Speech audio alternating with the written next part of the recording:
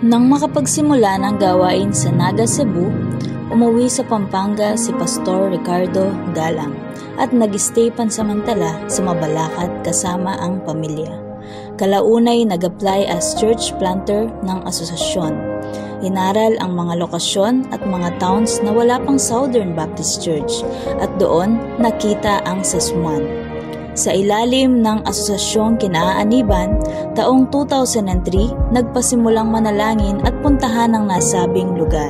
Nagbahagi ng salita ng Diyos at namigay ng mga gospel tracts.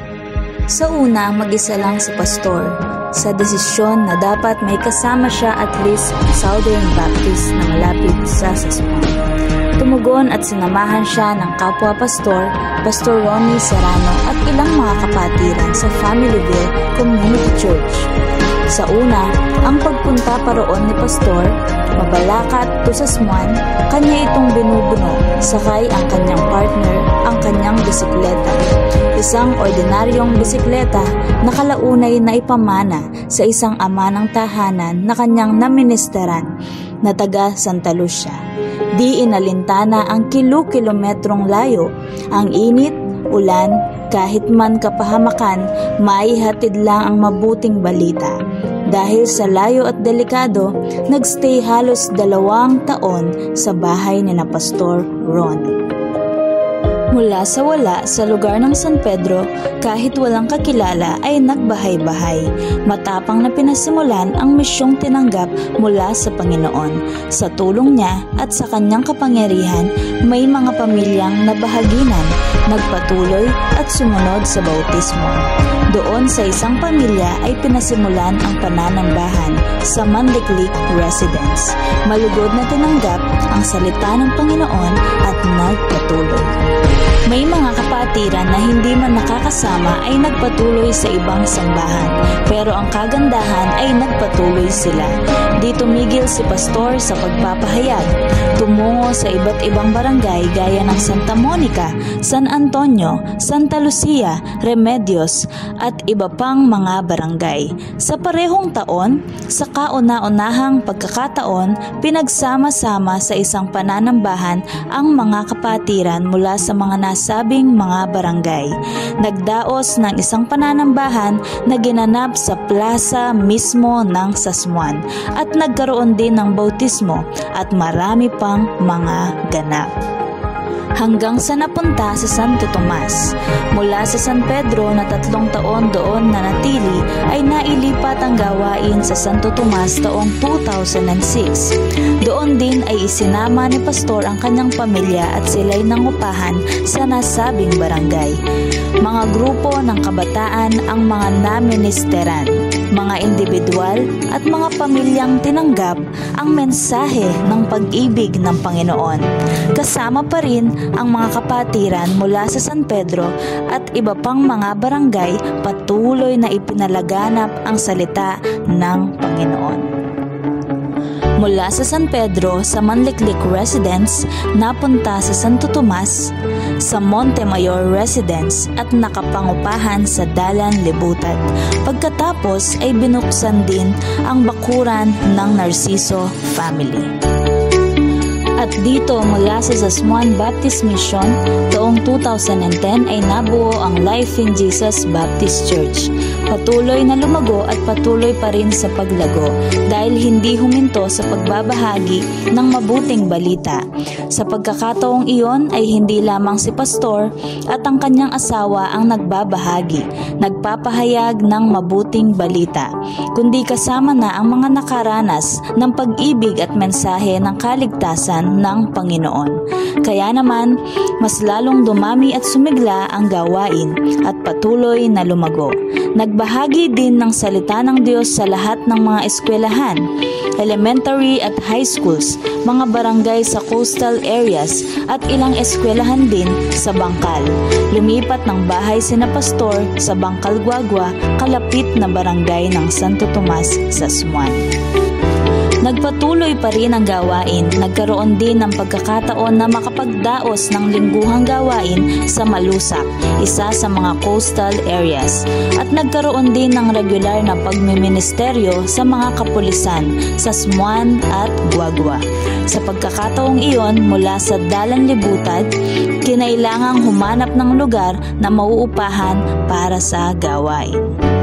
Buong pusong binuksan ang bahay ni na Pastor sa Bangkal upang ito'y pansamantalang gamitin sa pananambahan hanggang sa makahanap ng mauupahan sa Santo Tomas sa Smuan, Dalan, Ilog.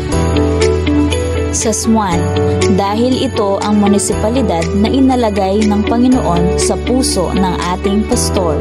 Pagkalipas ng 2 taon ay kinatok ng Panginoon ang puso ng isang kapatid upang ipagamit ang kanyang lupa at maggamit na lugar ng pananambahan.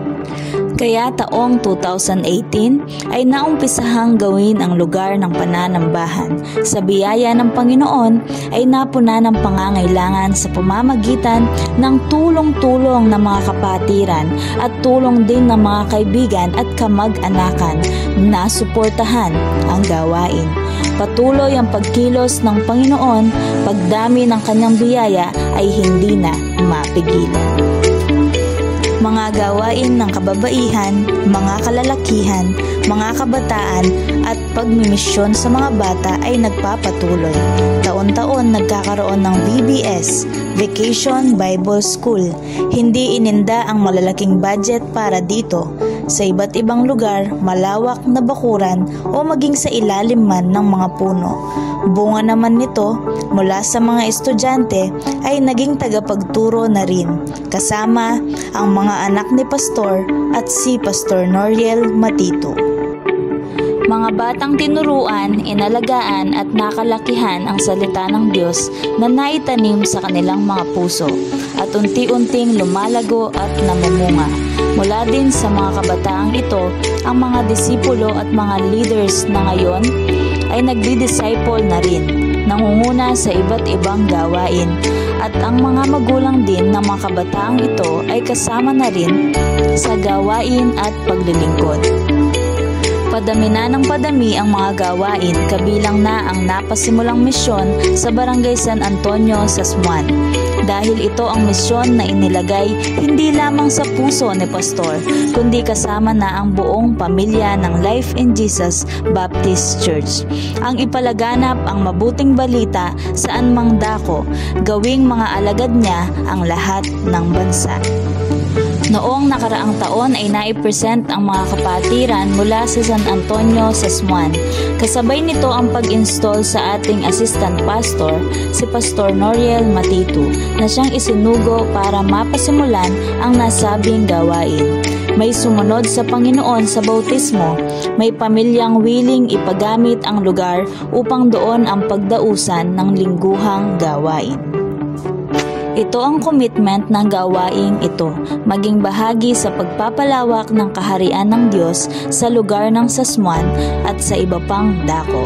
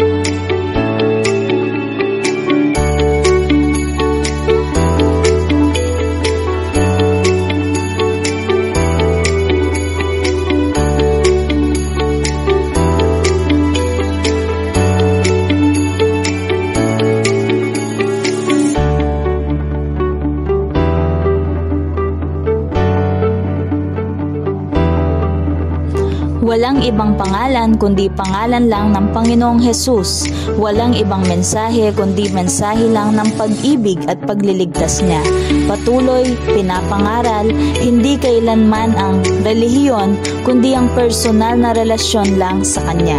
Salita ng Diyos ang patuloy na inihahayag, iyan lang ang misyon at patuloy na magiging misyon ng Life in Jesus Baptist Church sa Smuan, Pampanga.